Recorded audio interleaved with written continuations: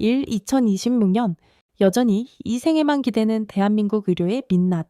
2026년 현재 대한민국의 의료기술과 IT 인프라는 세계 최고 수준을 자랑합니다. 하지만 그 기술을 담아내는 제도의 그릇은 여전히 20년 전의 통제와 규제, 프레임에 갇혀 있습니다. 특히 비대면 진료라는 진료를 둘러싼 각종 규제와 저수가 정책은 의료진에게는 무한한 희생을, 환자에게는 비효율적인 대기를 강요하고 있습니다. 이제는 의료를 단순한 복지의 영역을 넘어 정당한 보상이 따르는 고부가 가치, 산업으로 바라봐야 할 때입니다. 오늘은 현장에서 느끼는 비합리적인 규제들의 실상을 발시고 대한민국 의료가 나아가야 할 근본적인 대안을 제시해보고자 합니다. 디니, 비율제라는 탁상행정 30%, 룰이 만드는 진료 절벽. 현재 보건복지부는 비대면 진료, 시범사업의 일환으로 의료기관당 비대면 진료 비중을 전체 외래의 30%로 제한하고 있습니다. 이는 비대면 전담의원의 등장을 막겠다는 논리지만 현장에서는 전혀 다른 부작용이 속출하고 있습니다. 한가한 병원은 못하고 바쁜 병원은 안 한다. 환자가 넘쳐나 대기, 시간이 1시간이 넘어가는 이른바 잘 나가는 병원은 비대면 진료를 할 이유가 없습니다. 대면 환자만으로도 이미 포화 상태이기 때문입니다. 반면 상대적으로 한가하여 비대면 진료를 통해 환자 접점을 늘리고 서비스를 혁신하려는 병원들은 전체 모수 대면 환자가 적기 때문에 30%라는 상한선에 금방 도달하게 됩니다. 월말 진료 거부 사태, 비대면 진료를 적극적으로 하던 병원들은 매달 20일이 지나면 30% 쿼터를 다 채우게 됩니다. 결국 정작 진료가 필요한 환자가 월말에 앱을 켜면 우리 병원은 이번 달 비대면 쿼터가 끝나서 진료를 볼 수 없습니다라는 답변을 듣게 됩니다. 환자의 건강권을 보호하겠다는 규제가 오히려 환자의 접근성을 차단하는 역설을 낳고 있는 것입니다. 3. 논리적 허구, 비급여, 처방의 건보 재정을 고갈시킨다.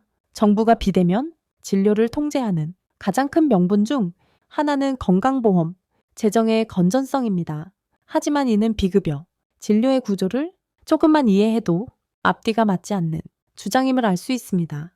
재정에 영향 없는 비급여 진료, 탈모약, 비만 치료제 등 비급여, 의약품, 처방은 환자가 약값의 100%를 부담합니다.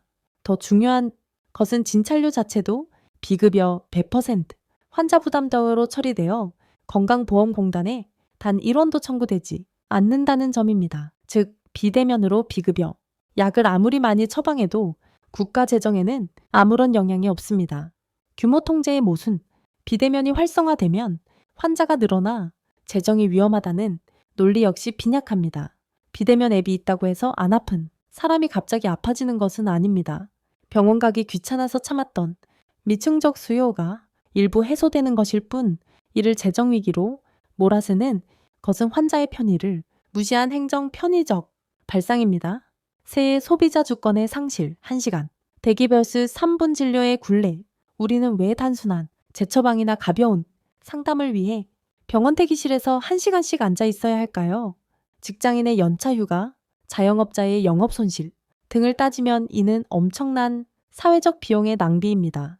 정부는 대면 진찰의 안전성을 강조하지만 수개월제 같은 약을 복용하며 상태가 안정적인 환자에게까지 무조건적인 방문과 대기를 강요하는 것은 현대 사회의 속도와 효율성의 정면으로 역행하는 일입니다.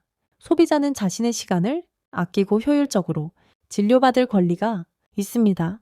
5. 근본적 해법 1. 진료비 상방을 열어 질적 경쟁을 유도하라. 대한민국 의료가 박리다마에의 늪에서 벗어나려면 진료비 수가 상한을 자율화해야 합니다. 현재의 저수가 체제에서는 의사가 수익을 맞추기 위해 최대한 많은 환자를 짧게 봐야만 합니다. 수가가 높으면 진료 인원이 줄어듭니다.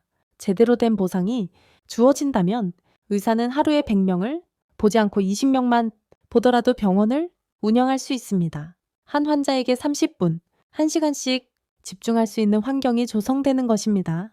의료산업의 질적 성장, 진료비 상반기 열리면 실력 있는 의료진은 더 높은 가치를 인정받고 병원은 그 수익을 최첨단 장비와 연구에 투자하게 됩니다. 이는 자연스럽게 의료 서비스의 질을 높이는 선순환 구조를 만듭니다. 이육스의 근본적 해법 2. 경증 질환 본인 부담금 인상으로 의료 전달 체계 확립. 단순 감기나 가벼운 증상으로 대형 병원을 찾거나 의료 쇼핑을 즐기는 행태를 막기 위해서는 경증 질환의 환자 본인 부담 비율을 현실적으로 높여야 합니다. 의료 자원의 효율적 배분. 단순 진료의 부담금을 높이면 가벼운 증상의 환자들은 꼭 필요한 경우가 아니면 병원 방문을 자제하게 됩니다.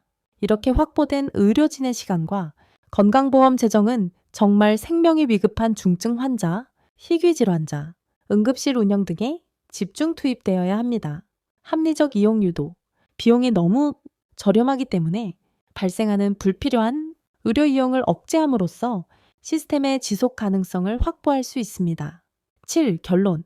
통제를 넘어 산업으로, 희생을 넘어 보상으로 지금까지 대한민국의 의료는 의료진의 무조건적인 희생과 정부의 강력한 통제를 발판 삼아 유지되어 왔습니다. 하지만 2026년 현재 이러한 방식은 더 이상 지속 가능하지 않습니다. 이제는 의료를 단순한 비용이나 먹지러만 보지 말고 국가의 미래를 책임질 핵심 성장 동력 인더스트리로 대우해야 합니다. 규제는 최소화하고 서비스의 가치는 시장이 결정하게 하며 의료진에게는 정당한 보상을 제공하는 것. 그것이 환자들에게는 더 높은 질의 진료를, 국가에게는 새로운 경제, 성장의 기회를 제공하는 길입니다. 더 이상 1시간 기다려 3분 진료가 당연한 사회가 되어서는 안 됩니다. 대한민국 의료의 성장판을 다시 열기 위한 정부의 전향적인 태도 변화를 촉구합니다.